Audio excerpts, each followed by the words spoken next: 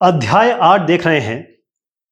हाशियाकरण से निपटना, कॉन्फ्रंटिंग मार्जिनलाइजेशन। हमने हाशियाकरण के बारे में बात की। अब कैसे उनसे निपटा जाए, कैसे मिटिगेट किया जाए, खत्म किया जाए, कोशिश की जाए।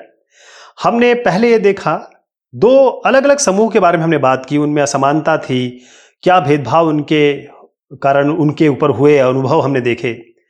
अब ये समूह, कम्युनिटीज कम ताकतवर हैं, अलग थलग कर दिए गए हैं। उन्होंने अपनी आवाज उठाई, वो संघर्ष करते रहे। उन्होंने अपने लंबे इतिहास में अलग अलग रणनीति का सहारा लिया और चीजों को बदलने का प्रयास किया, जैसे धार्मिक सांत्वना, सशस्त्र संघर्ष, आत्म परिष्कार, शिक्षा और आर्थिक बेहतरी। अपनी स्थिति को सुधारने के लिए उन्होंने बहुत सारे अलग अलग रास्ते अपनाए।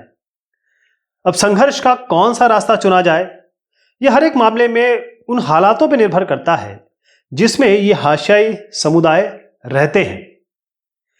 सर्कमस्टेंसेस पे बहुत डिपेंड करता है जहां पर हाशियाई कम्युनिटी रहती है। यहां पर हम समझने की कोशिश करेंगे कि जो समूह और व्यक्ति हैं उनमें असमानता से निपटने के लिए क्या क्या तरीके अपनाएं, और आजादी के बाद भी इस तरह के जो संघर्ष है और दलीलें जारी हैं, हालांकि उनका स्वरूप थोड़ा सा बदल गया है। आज हमारे देश में आदिवासी, दलित, मुसलमान, औरतें, जितने भी मार्जिनलाइज क्लास हैं, वो दुहाई ये दे रहे हैं, दलील ये दे रहे हैं कि इस लोकतांत्रिक देश का नागरिक हैं वो, और तब भी उनको बराबर का अधिकार नहीं मिला है, उन्हें मिलने चाहिए और उनके अधिकारों की रक्षा होनी चाहिए।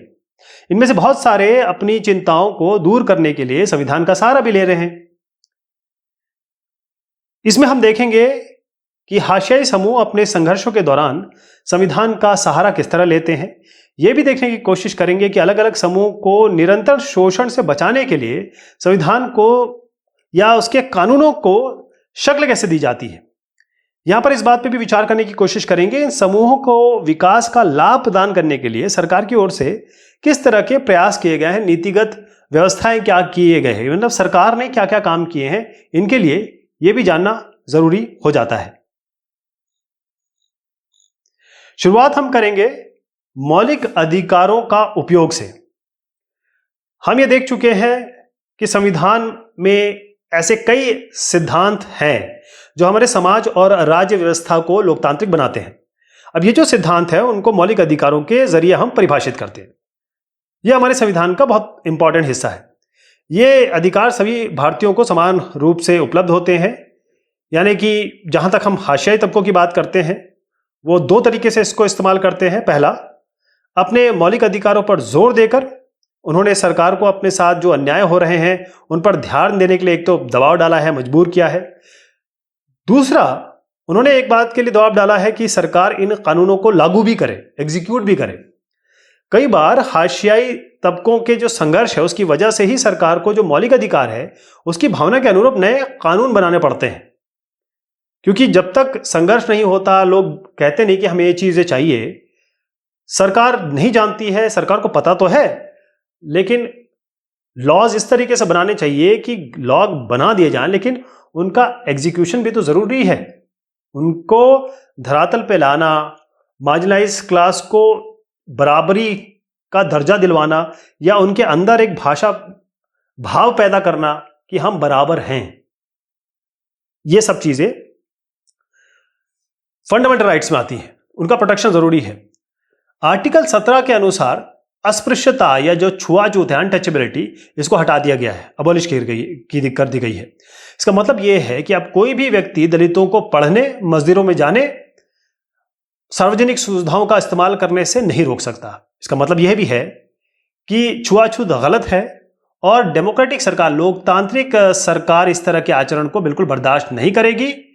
इस कारण से लिहाजा यह एक अस्पृश्यता एक दंडनीय अपराध है। दलित का मतलब होता है ब्रोकन, डिप्रेस्ड, दबा कुचला। तो दलित समूह ने ये जो शब्द है ये अपने आप चुन लिया है, क्योंकि जिस तरीके से वर्ण व्यवस्था, जाति व्यवस्था में उनके साथ भेदभाव होता रहा, उसको रेखांकित करने के लिए खुद ये चुन लिया इन्होंने।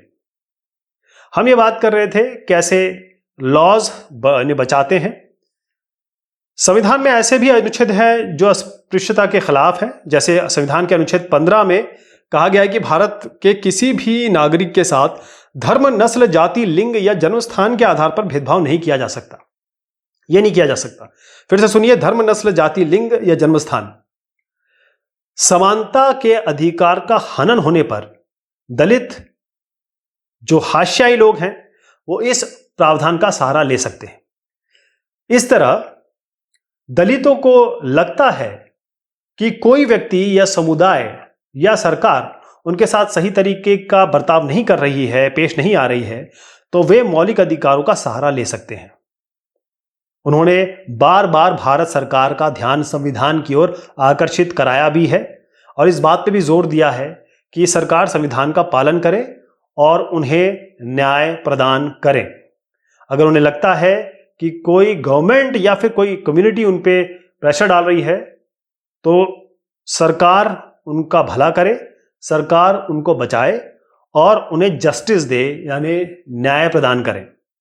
ये तभी हो सकता है कि लॉ बने और जैसे मैंने आपको बताया उसको एनफोर्स भी होना चाहिए। इसी तरह मुसलमान और जो बाकी अन्य अल्पसंख्यक समुदाय हैं, उन्होंने भी संविधान में दिए गए जो मौलिक अधिकार हैं उनका सहारा लिया है। उन्होंने धर्म और सांस्कृतिक और शैक्षणिक अधिकारों की स्वतंत्रता, फ्रीडम के अधिकार पर जोर दिया है। और जहां तक सांस्कृतिक और शैक्षणिक अधिकारों का सवाल उठता है, प्रश्न उठता है, जैसे मुसलमान हो गए, पारसी हो गए, बाकी जितने भी अल्पसंख्यक हैं, वो अपनी सांस्कृतिक धार्मिक समूहों को अपनी संस्कृति की सुरक्षा का अधिकार इनको मिला हुआ है। इस तरह विभिन्न प्रकार, अलग अलग प्रकार के जो सांस्कृतिक अधिकार हैं उनकी व्यवस्था करके संविधान ने ऐसे कम्युनिटी समूहों को सांस्कृतिक न्याय देने का प्रयास किया है। क्या उद्देश्य है इसका? इसका उद्देश्य सीधा यह है कि इन समूहों की संस्कृति, इनका कल्चर, इन पर ना तो बहुसंख्यक जो ज्यादा लोग हैं उनके समुदायों की संस्कृति का वर्चस्व ना हो और ना ही इन बेचारों की जो संस्कृति चली आ रही है, भाषाई संस्कृति हो, कल्चर है, वो नष्ट ना हो जाए, खत्म ना हो जाए, डोमिनेट ना हो जाए, वर्चस्व ना आ जाए, क्योंकि अक्सर ये हो सकता है कि मेजॉरिटी माइनॉरिटी को दबा दे। यहां पर एक कविता है महाराष्ट्र की बहुत ही विख्यात भक्त कवयित्री सोयराबाई ने लिखी है और ये 14वीं शताब्दी के जाने माने भक्त कवि चोखा मेला की पत्नी थी। सोयराबाई महार जाति की थी। आपको याद होगा कि B.R. अम्बेडकर साहब भी महार जाति से आते थे। उस समय ये जाति अछूत मानी जाती थी। और क्या क्या गया उसका मैं हिंदी रूपांतरण बताता हूं। काया है दूषित कहना है उनका और केवल आत्मा है बेदाग, लेकिन दूषित काया पैदा होती है काया के भीतर ही है अनुष्ठान, वह कौन सा होती है जिससे शुद्ध काया। ऐसा कोई जीव नहीं पैदा हुआ जो ना खून सनी कोख से, यही है इस ईश्वर की महिमा। इसलिए दूषण है भीतर, दूषित है काया भीतर से, इसमें कोई भ्रम न रखना, हमारी चोखा का यह है कहना। तो सोयराबाई ये कहना चाहती हैं, वो ये कह रही हैं कि शुद्धता क्या है, और वो दलील ये दे रही हैं कि प्रत्येक मनुष्य एक ही ढंग से पैदा होता है। मां की कोख से जब बच्चा बाहर आता है तो गंदा होता है, उसमें खून लगा होता है, गंदगी लगी होती है, कोई भी ऐसा साफ नहीं है। हम लोग खाना खाते हैं, फिर अपना ह्यूमन एक्सक्रीटा करते हैं, पेशाब पखाना करते हैं, सब चीजें सबके लिए बराबर है। तो जाति व्यवस्था में लोगों के अलग अलग स्थान, कार्य, ज्ञान, प्रतिष्ठा, इसको वंचित रखने और लोगों को एक दूसरे से अलग रखने का जो छुआछूत का भावना है, भाव काम के स्वरूप में पैदा नहीं होता, बल्कि ये हमारे भीतर से, हमारे अपने विचारों, हमारे अपनी मूल्य मान्यताओं से पैदा होता है। इसे इनका दुख समझ में आ रहा है कि किस तरीके से कि इनको गंदा माना जा रहा है, ये दूषित हैं, इनकी काया दूषित है, जबकि सभी दूषित हैं। सामाजिक न्याय के प्रोत्साहन पे पहले हम देखेंगे हाशियाई तबकों के लिए क्या कानून है। हमने देखा कि सरकार अपने नागरिकों की रक्षा के लिए कानून बनाती है, लेकिन सरकार केवल इसी तरह कार्रवाई नहीं करती। हमारे देश में हाशियाई तबकों के लिए बिल्कुल खास कानून और नीतियां बनाई गई हैं।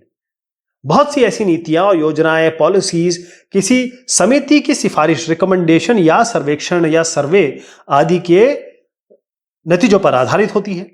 सरकार इस तरह की नीतियों को प्रोत्साहन देती है ताकि खास जो तबके हैं उनको सही अवसर उपलब्ध कराया जा सके।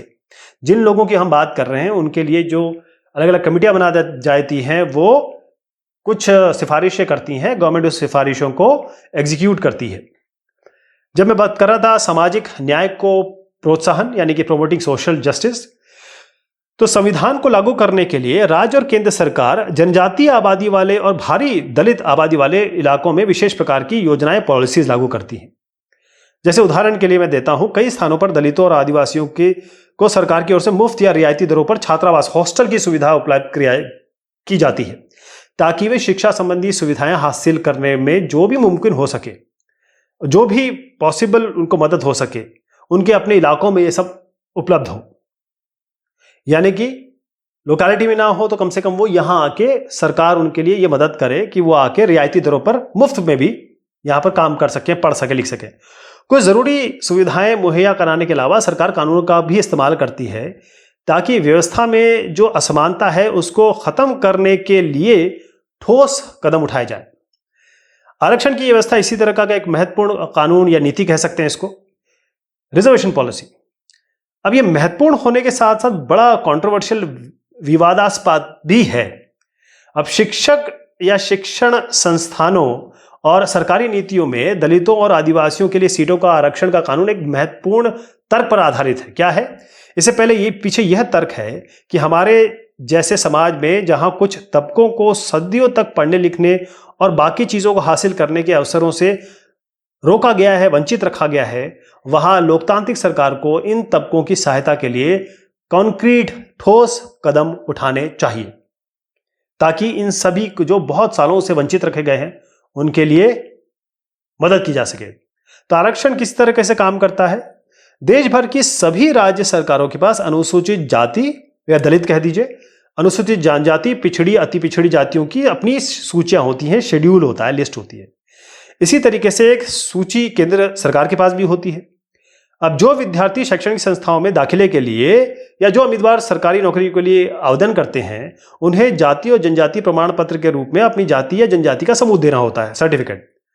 अगर कोई खास दलित जाति या जनजाति सरकार सूची में है तो उस जाति या जनजाति का जो उम्मीदवार है आरक्षण का लाभ उठा सकता है। जैसे आप कहें 21% किसी के लिए रिजर्व है, 7% किसी के लिए रिजर्व है, 27% किसी के लिए रिजर्व है।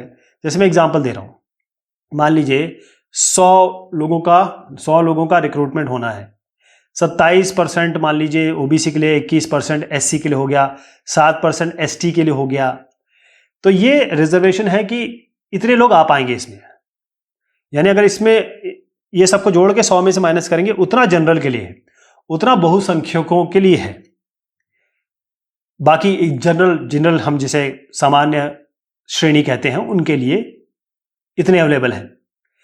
अब ये जो जैसे आपने मार्जिनलाइज कम्युनिटी है, उनको प्रॉपर आरक्षण दिया गया है, नंबर दिया गया है। जैसे 100 में से 21 जो आएंगे वो एससी होंगे, अनुसूचित जाति के ही लोग होंगे, ताकि वो मेन स्ट्रीम में आ सके। अगर आप खासतौर पे मेडिकल कॉलेज जैसे कई ऐसे जगह हैं, पेशेवर संस्थान हैं, उसमें सरकार ने कट ऑफ या न्यूनतम अंक सीमा तय की हुई है। इसका मतलब यह है कि 100 में से मार्क्स 40 हैं तो 40 मिनिमम होगा। अगर आप एससी, एसटी, ओबीसी किसी भी कास्ट के हों तो इनके लिए अलग अलग एक कट ऑफ रेखा होती है कि 40 मार्क्स पहले अचीव करिए, उसके बाद रिजर्वेशन की बात की जाएगी। इसका मतलब यह है कि इन संस्थानों में सभी दलित और आदिवासी उम्मीदवार दाखिला नहीं पा सकते। इनमें उन्हीं दलित और आदिवासी विद्यार्थियों को दाखिला मिल सकता है जिन्होंने परीक्षाओं में अच्छा प्रदर्शन किया है और जो न्यूनतम अंक सीमा है उससे ज्यादा अंक प्राप्त किए हैं। सरकार इन विद्यार्थियों को फिर छात्रवृत्ति देती है, विशेष छात्रवृत्ति जिसे वजीफा कहते हैं। यहां पर दो चीजें हमने देखी, एक तो एक कट ऑफ मार्क्स होता है कभी बहुत जो इंपॉर्टेंट इंस्टीट्यूशंस है, दूसरा उनको छात्रवृत्ति मिलती है। अब बात होती है दलितों और आदिवासियों के अधिकारों की रक्षा। देखिए, हाशियाई समुदायों को भेदभाव और शोषण से बचाने के लिए नीतियों के अलावा हमारे देश में कई कानून भी बनाए गए हैं, कई कानून भी हैं। हम यहाँ पर एक क्या करते हैं, सच्ची घटना पर आधारित एक केस स्टडी को पढ़कर जाने की कोशिश करते हैं कि अपनी रक्षा के लिए दलित इन कानूनों का किस तरह इस्तेमाल करते हैं। जगमालपुर गांव के लोग एक बड़े त्योहार की तैयारी में जुटे हैं। यहां हर 5 साल में एक बार स्थानीय देवता की पूजा की जाती है। 5 दिन चलने वाले इस उत्सव में आसपास के 20 गांवों के पुजारी इकट्ठा होते हैं। इस कार्यक्रम की शुरुआत में दलित समुदाय एक व्यक्ति सारे पुजारियों के पैर धोता है और फिर इस पानी से नहाता भी है। जगमालपुर में यह काम रत्नम के परिवार के लोग करते हैं। रत्नम के या कहें रत्नम से पहले उसके पिता और दादा काम करते थे। उन्हें कभी मंदिर के अंदर तो दाखिला नहीं दिया जाता था, लेकिन इस रस्म को उनके लिए एक भारी सम्मान के रूप में देखा जाता था। इस बार रत्नम की बारी थी। रत्नम 20 साल का है और पास के ही कॉलेज में इंजीनियरिंग की पढ़ाई कर रहा है। उसने यह रस्म निभाने से इनकार कर दिया। रत्नम से पहले उसके जो पुरखे थे वही काम करते थे, धोते थे पैर इनके। रत्नम ने कहा, नहीं, मैं ये काम नहीं करूंगा। उसने कहा कि वह इस संस्कार में विश्वास नहीं करता और उसके पुरखों को दलित होने के कारण ऐसा करने के लिए प्रेशराइज मजबूर किया जाता था। रत्नम के इनकार से न केवल गांव की जो ताकतवर जातियां हैं बल्कि उनके अपने समुदाय के परिवार भी खफा हो गए। ऊंची जातियों के लोगों को यह बड़ा हैरानी हो गई कि कच्ची उम्र का एक लड़का उनका हुक्म मानने से इनकार कर रहा है। उन्हें लगा कि यह पढ़ाई लिखाई करके आया है या कर रहा है, उसने इसे बिगाड़ दिया है और वो हमारे बराबर अपने आप को समझने लगा है, हमसे बराबरी करने लगा है। तो रत्नम की जाति के लोग भी ऊंची जाति वालों के गुस्से की आशंका से डरे हुए थे। उसमें कुछ सारे स्वर्णों के खेत खलिहान में दिहाड़ी मजदूर थे। अगर वो काम उनको मिलना बंद हो जाएगा तो वो क्या खाएंगे, कैसे अपनी जिंदगी चलाएंगे। ऊंची जातियों ने यह भी ऐलान कर दिया था कि अगर दलित नहीं झुकेंगे तो उन्हें स्थानीय देवता का अभिशाप भी लगेगा। रत्नम की यह दलील होती थी कि आज तक एक भी दलित मंदिर के भीतर गया ही नहीं है, तो देवता ने उनको देखा ही नहीं है, तो उन पर गुस्सा होने का सवाल ही नहीं उठता। ये क्योंकि लॉजिकल आदमी था ना, इंजीनियरिंग कर रहा था, उसने सवाल कर लिया कि जब आपने हमें अंदर घुसने नहीं दिया, भगवान ने हमें देखा ही नहीं, तो हम पे क्या अभिशाप लगाया जाएगा, कैसे वो नाराज हो जाएंगे भगवान। अब जो ताकतवर जातियों ने रत्नम को सबक सिखाने की ठान ली। उन्होंने उसके समुदाय को हुक्म दे दिया कि वह रत्नम और उसके परिवार का बहिष्कार कर दें, हुक्का पानी बंद कर दें। सभी को यह आदेश दिया गया कि कोई भी उसके परिवार से किसी तरह का संपर्क नहीं रखेंगे। एक रात को अचानक कुछ लोगों ने आकर रत्नम की झोपड़ी में आग भी लगा दी। रत्नम किसी तरह अपनी मां के साथ जिंदा भाग निकल गया। उसने अनुसूचित जाति और अनुसूचित जनजाति अत्याचार निवारण अधिनियम 1989 इसके तहत स्थानीय जो थाना है उसमें मामला दर्ज कराया। बाकी दलित परिवार तब भी उसके समर्थन में आगे नहीं आए। वे डरे हुए थे।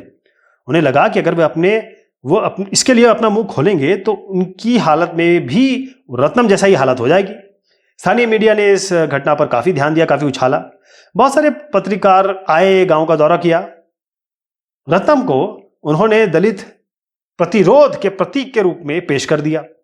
तो बाद में जो कंट्रोवर्सी है, विवादास्पद रस्म को खत्म कर दिया गया, लेकिन उसके परिवार को गांव छोड़कर जाना पड़ा क्योंकि गांव की ऊंची जातियों ने उसका बहिष्कार कर दिया था। इसका मतलब हुक्का पानी बंद हो गया था, तो बेचारे को बाहर जाना पड़ा। यह मैं बात कर रहा था अनुसूचित जाति अनुसूचित जनजाति अत्याचार निवारण अधिनियम 1989 की बात कर रहा हूं मैं। रत्नम ने अपने गांव में ऊंची जातियों द्वारा जो भेदभाव हो रहा था, हिंसा का विरोध करने के लिए अनुसूचित जाति जनजाति अधिनियम के तहत शिकायत दर्ज कराई थी और कानून का सहारा लिया था, क्योंकि जो चीज हो रही थी वो उसे पसंद नहीं आई। यह कानून 1989 में दलितों और बाकी जो समुदाय हैं उनकी मांगों के जवाब में बनाया गया था। उस समय सरकार इस बात के लिए काफी चिंतित थी, उस पर भारी दबाव भी पड़ रहा था कि वह दलितों और आदिवासियों के साथ जो डेली रोजमर्रा दुर्व्यवहार हो रहा है, अपमान हो रहा है, भेदभाव हो रहा है, उसको रोकने के लिए कोई ठोस कार्रवाई करे। यूं तो इस तरह का व्यवहार लंबे समय से चला आ रहा है, लेकिन 70 के दशक के आखिर में और 80 के दशक में यह समस्या हिंसक रूप ले चुकी थी। इस दौरान दक्षिण भारत के कई हिस्से थे, उनमें अपने हकों का दावा करने वाले बहुत सारे आग्रही असर्टिव दलित संगठन सामने आए और उन्होंने अपने हकों के लिए पुरजोर आवाज उठाई और जो जातीय दायित्व है उसका निर्वाह करने के लिए वो तैयार नहीं थे, तथाकथित, और समानता का अधिकार चाहते थे। अब यहां पर मैं आपको थोड़ा सा एक और चीज बता दूं। यहां पर कबीर, यह भाषा कबीर की पोयम है। कबीर के दोहे आपने पढ़े होंगे। कबीर 15वीं सदी के कवि थे। पेशे से बुनकर कबीर भक्ति परंपरा से जुड़े हुए थे। कबीर की कविता परम सत्ता के प्रति उनके जो प्रेम है उस पर केंद्रित हुआ करती थी। उनका यह प्रेम रस्म और जो पंडे पुजारी हैं उनके चुंगल से आजाद होने का था। उनकी कविताओं में ताकतवर लोगों की बड़ी तीखी आलोचना हुई थी। कबीर ने ऐसे लोगों पर बार बार प्रहार किया जो अपनी धार्मिक और जाति पहचानों के लिए लोगों को सांचे में कैद कर देते थे। उनकी राय में हर व्यक्ति के पास आध्यात्मिक मुक्ति प्रदान करने की क्षमता होती है और वे अपने अनुभव के जरिए भीतर के गहरे ज्ञान साल्वेशन को हासिल कर सकते थे। उनके पद सभी मनुष्यों की समानता और श्रम की महत्ता के शक्तिशाली विचारों को समान लाते थे। वे एक साधारण कुम्हार बनकर और घड़े में पानी लाती औरत सबके श्रम का सम्मान करते थे। उनके पदों में श्रम ही समूचे ब्रह्मांड की समझने का आधार था, यानी कि ओनली पावर ओनली लेबर। उनकी प्रत्यक्ष साहस भरी चुनौती आज भी लोगों को प्रेरित करती है। हमारी जो बात चल रही थी, यह हमने देखा कि इसी तरीके से लोगों ने बहुत, जैसे आग्रही दलित की मैंने बात की, उन्होंने कहा कि भाई हमें लॉ चाहिए। अब ये इसी तरीके से 1970 और 1980 के दशकों में आदिवासियों ने भी खुद को बड़े पैमाने पर संगठित कर लिया। उन्होंने ये केवल बराबरी के लिए आवाज उठाई, न केवल इसके लिए बल्कि अपनी जमीन और संसाधनों को हासिल करने के लिए भी आंदोलन चला लिए। इन आदिवासियों को भी ताकतवर सामाजिक गुटों का गुस्सा झेलना पड़ा और उनके साथ भी जमकर हिंसा हुई। अब ये जो एक्ट है, जो इस कानून में कई स्तरों के अपराध के बीच में फर्क किया गया है। पहला है, इसमें शारीरिक रूप से खौफनाक और नैतिक रूप से निंदनीय अपमान जो है उनके स्वरूपों की बड़े एक लिस्ट दी गई है।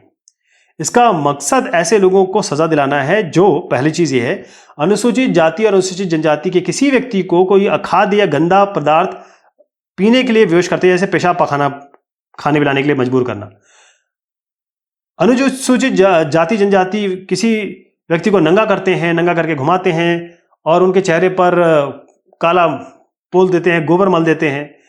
तो ऐसा कोई कृत्य करते हैं तो मानवीय प्रतिष्ठा के अनुरूप ये नहीं है। किसी के चेहरे पे को गंदा करना या उसको कुछ गंदा खिलाना। दूसरी चीज इसमें आती है कि उसमें ऐसे कामों की भी सूची थी जिसके जरिए दलित और आदिवासी को अपने साधारण संसाधनों से वंचित किया जाता है या उनको गुलामों की तरह काम करवाया जाता है।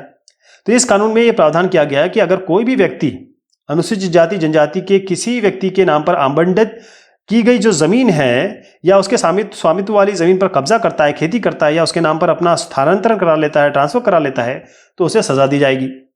और एक और स्तर पर यह कानून इस बात को मान्यता देता है कि दलित और आदिवासी महिलाओं के खिलाफ होने वाले जो अपराध है एक खास तरह के अपराध है, इसलिए ऐसे लोगों को दंडित करने की व्यवस्था की गई है। यह चीज हो गई।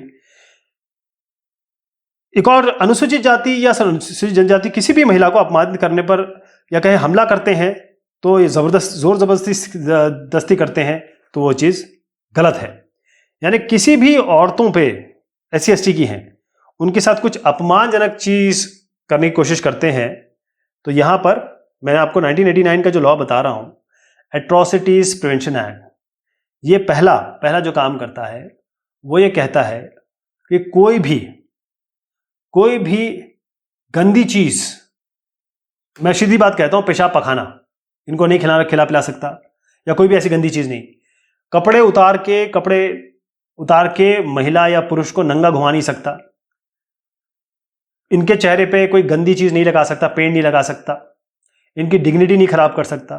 दूसरे लेवल पे आइए, यहां पर आप इनकी जो जमीन है या उनके पास जो संसाधन है या जमीन है, जायदाद है, खास तौर पे जमीन होती है, इसको आप गलत तरीके से ऑक्यूपाई नहीं कर सकते, पकड़ नहीं सकते। तीसरी चीज आती है महिलाओं के लिए। अगर महिलाओं को डिसऑनर करना है, उसका रेप करना है या उसको मारना है, पीटना है, ये सब आप नहीं कर सकते। ये सब इसमें क्लियर चीज दी गई है। अब एक चीज किसमें कहता हूं मैं, पंडित देखूं मन में जानी, कुछ धौ छूती कहां से उपजी, तब ही छूती तुम मानी। एक ही पाठ सकल बैठाए, छूती लेथ धौ काकी, जूते ही जेवन जूते ही अंचवन, जूते ही जग उपजाया, कहे कवि ते छूती विराजित, जाके संग न माया। कबीर पूछते हैं कि हे पंडित, मन में भली प्रकार से विचार करके देखो, भला बताओ कि छूत क्या है। और कहां से उत्पन्न हो गई, ये सोच कहां से आई? आपने बिना सोचे समझे छूत नामक एक भावना बना ली है। प्रभु ने एक ही पृथ्वी रूपी जो पीड़ा है उस पर सभी को समान रूप से बिठा दिया है, फिर भी आप उनको अछूत कह रहे हो, अछूत कह रहे हो। अन्न और जल जिसका भोजन और पान किया जाता है गंदगी से संयुक्त है, इसी छूत से सभी उत्पन्न है, फिर उससे कौन बचा है? इसका मतलब छुआछूत का भेदभाव निरर्थक है। कबीर कहते हैं कि वास्तव में छूत से वही लोग परे हैं जिस पर माया का प्रभाव नहीं है। तो कबीर अछूत शब्द को यहां एक नया अर्थ देते हैं। उनका दावा है कि अस्पृश्यता अनटचेबिलिटी की ज्ञान का सर्वोच्चतम स्तर है। इसका मतलब है कि व्यक्ति संकुचित और विभाजक विचारों के से पूरी तरह मुक्त है। इसका मतलब कबीर अनटचेबिलिटी की सोच को सिर के बल खड़ा करके अछूतों को सबसे निचली अवस्था के बजाय सबसे ऊंची व्यवस्था स्थापित कर देते हैं। एक मैनुअल स्कैनिंग आपको दिखाता हूं। आप देखें, एक औरत है, वो गंदा उठा रही है, आपका पैखाना उठा रही है। जो आप टॉयलेट करते हैं ना, बाथरूम में जाके लैट्रिन करते हैं, वो उठा रही है अपने हाथ से।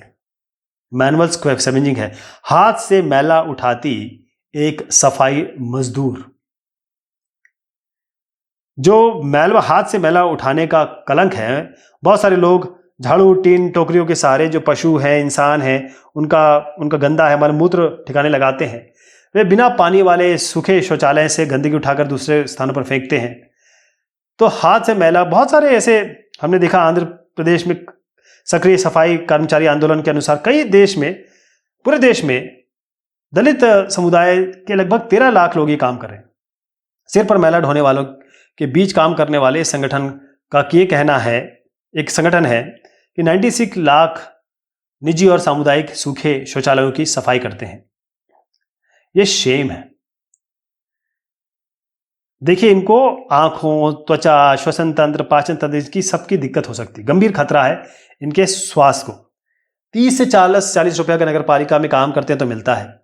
कई लोग निजी घरों में काम करते हैं, उनको और कम पैसा मिलता है। यहां मोस्टली अगर मैं जगह बताऊं तो गुजरात में भंगी, आंध्र प्रदेश में पाखी, तमिलनाडु में सिकलयार इसी श्रेणी में आते हैं। और 1993 में सरकार ने जो employment of manual scavenger and construction of dry latrines जो प्रोहिबिशन एक्ट 1993 में पारित किया था। और इसका मतलब यह है कि सिर पर मैला उठाने वालों को काम पर रखने और सूखे शौचालयों के निर्माण पर पाबंदी लगा दी गई थी। 2003 में सफाई कर्मचारी आंदोलन और 13 बाकी भी संगठन और व्यक्ति जिसमें 7 मैला ढोने वाले थे, उन्होंने सर्वोच्च न्यायालय में एक PIL दाखिल की जनहित याचिका कि लॉ होने के बाद भी आज भी लोग सर पे मैला ढो रहे हैं। रेलवे जैसे सरकारी उपक्रमों में भी बड़े पैमाने पर यह प्रचलित है। तो याचिकाकर्ता ने अपने मौलिक अधिकारों को लागू करवाने का आग्रह किया। इसके जवाब में न्यायालय ने निष्कर्ष दिया कि 1993 में पारित किए गए जो कानून के बाद देश भर में सिर पर मैला ढोने वालों की संख्या बढ़ी है। और न्यायालय ने केंद्र और राज्य सरकार के प्रत्येक विभाग और मंत्रालय को आदेश दिया कि 6 महीने के अंदर इस बात की सच्चाई का पता लगाए। अगर सिर पर मैला ढोने की प्रथा अभी भी है तो संबंधित सरकारी विभागों को ऐसे लोगों की मुक्ति और पुनर्वास के लिए समयबद्ध कार्यक्रम तैयार करना चाहिए। सरकार और सुप्रीम कोर्ट ने यह कहा कि अगर ऐसा काम वाकई में हो रहा है तो पहली हमारी जो फर्स्ट काम बनता है कि ये चीज हम रोकें, ताकि गंदा मैला ये सर पर न ढोएं, क्योंकि ये सरकारी दफ्तरों में भी चल रहा है, सरकारी जगह भी चल रहा है। आदिवासियों की जो मांगे हैं और 1989 का अधिनियम है। 1989 का अधिनियम एक और वजह से इंपॉर्टेंट हो जाता है। आदिवासी कार्यकर्ता अपनी जो जमीन है, परंपरागत जमीन पर अपने कब्जे की बहाली के लिए इस कानून का सहारा लेते हैं। जैसा हमने पहले देखा कि अपनी जमीन छोड़ने और जबरन इनका स्थापन हुआ, उससे आदिवासियों को भारी परेशानी हुई। तो कार्यकर्ताओं का यह कहना है कि जिन लोगों ने आदिवासियों की जमीन पर जबरदस्ती कब्जा किया है, उन्हें इस कानून के तहत सजा दी जानी चाहिए, क्योंकि उन्होंने प्रॉमिस किया गया था उन्हें संवैधानिक रूप से आदिवासियों की जमीन को किसी गैर आदिवासी व्यक्ति को नहीं बेचा जा सकता। जहां ऐसा हुआ है वहां संविधान की गरिमा बचाए रखने के लिए उन्हें अपनी जमीन वापस मिलनी चाहिए। तो सी के जानू, देखिए, ये एक आदिवासी हैं। आदिवासी कार्यकर्ता सी के जानू का आरोप यह है कि आदिवासियों के संवैधानिक कानूनों का उल्लंघन करने वालों में अलग अलग प्रदेशों के सरकार भी हैं। ये सरकार जो है लकड़ी व्यापार करना है, पेपर मिल है, इसके नाम पर गैर आदिवासी घुसपैठियों को जनजातीय जमीनों का दोहन शोषण करने और आदिवासियों को अपने परंपरागत जंगलों से उजाड़ने की छूट देती है। तो इसके अलावा जंगलों को आरक्षित या अभ्यारण्य घोषित करके भी लोगों को वहां से बेदखल कर दिया जाता है। तो सुश्री जानू का यह भी कहना है कि जो आदिवासी पहले से बेदखल हो चुके हैं, अब वो वापस नहीं लौट सकते, उन्हें मुआवजा भी दिया जाना चाहिए। इसका मतलब ये हो जाता है कि सरकार ऐसी योजनाएं बनाए जिनके सहारे वे नए स्थानों पर रह सके और काम भी कर सके। तो जब सरकार आदिवासियों से जो जमीन छीनी गई है उस जमीन पर औद्योगिक या अन्य परियोजनाओं के निर्माण के लिए बेहिसाब पैसा खर्च कर सकती है, तो ये जो विस्थापित है उनके पुनर्वास के लिए कम पैसा खर्च होता है, उसके लिए क्यों हिचकिचाती है? तो हम ये देखते हैं कि किसी अधिकार या कानून का नीति को कागज पर लिख देने का मतलब यह नहीं होता कि वह कानून या अधिकार का नीति वास्तव में लागू हो चुकी है। इन प्रावधानों को अगर अमली जामा पहनाना है तो उसके लिए लोगों को लगातार कोशिश करनी पड़ेगी। बराबरी, इज्जत और सम्मान की चाह कोई नई बात नहीं है। ये बात हमारे पूरे इतिहास में अलग अलग रूपों में देखी गई है। इसी तरीके से लोकतांत्रिक समाज में भी संघर्ष, लेखन, सौदेबाजी और संगठन बनाना, यह कहें उसकी प्रक्रियाएं जारी रहनी चाहिए। जैसे हमने देखा कि जिनको विस्थापित किया गया है, मार्जिनलाइज कम्युनिटी हैं, चाहे कोई भी कम्युनिटी ले लें, वो कोशिश करते हैं, संगठन बनाते हैं ताकि उनके लिए लॉ बनाए जाए, कानून बनाए जाए, जो उनके खिलाफ भेदभाव हो रहा है, अत्याचार हो रहा है, उसको रोका जा सके। यहां पर कुछ वर्ड है। आग्रही का मतलब होता है जो व्यक्ति या समूह पुरजोर तरीके से अपनी बात रखता है उसे आग्रही कहते हैं। असर्टिव, स्ट्रांगली होते हैं, असर्टिव। बहिष्कार का मतलब होता है किसी समूह या समूह को बाहर निकाल देने या प्रतिबंधित कर देने से का मतलब ये होता है। इसका मतलब ये है कि वो शब्द व्यक्ति अपने परिवार के सामाजिक बहिष्कार के विषय में यहां पर आया हुआ है इस चैप्टर में। डिस्पोजेस का मतलब ये होता है कि कोई चीज है, डिस्पोजेस का मतलब ये होता है, पोजेस मतलब होता है, डिस्पोजेस मतलब कि आपने ओनरशिप खत्म कर दी है। ऑस्ट्रासाइज का मतलब क्या होता है? ऑस्ट्रासाइज मतलब ये होता है हुक्का पानी बंद करना, यानी आपको अपनी कम्युनिटी से बाहर कर देना। ये एक तरीके से सोशल बायकॉट हो गया, सामाजिक बहिष्कार हो गया। मॉरली रिप्रेहेंसिबल मतलब होता है नैतिक रूप से निंदनीय। ये ऐसे काम होते हैं जो सभ्यता और प्रतिष्ठा के सारे कायदे कानूनों के खिलाफ होते हैं, और यहां पर ऐसे घृणित और अपमानजनक कृत्यों के लिए किया जाता है जो समाज द्वारा स्वीकृत मूल्यों के खिलाफ होते हैं। नैतिक रूप से निंदनीय। पॉलिसी का मतलब यह होता है एक घोषित कार्य दिशा जो भविष्य का रास्ता बनाती है, लक्ष्य तय करती है या अपनाए जाने वाले सिद्धांतों और दिशा निर्देशों की व्याख्या भी करते हैं। इसमें हमारी सरकारी नीतियों का उल्लेख है। हमने देखा कि स्कूल, कंपनी, बाकी संस्थाओं ने भी उनकी भी अपनी नीतियां होती हैं। हर एक तंत्र की अपनी नीतियां होती हैं जो आगे की जिंदगी, आगे की लाइफ, आगे का फ्यूचर डिसाइड करती है। ये बात हुई इस चैप्टर की। बहुत शुक्रिया, बहुत मेहरबानी आप सभी की।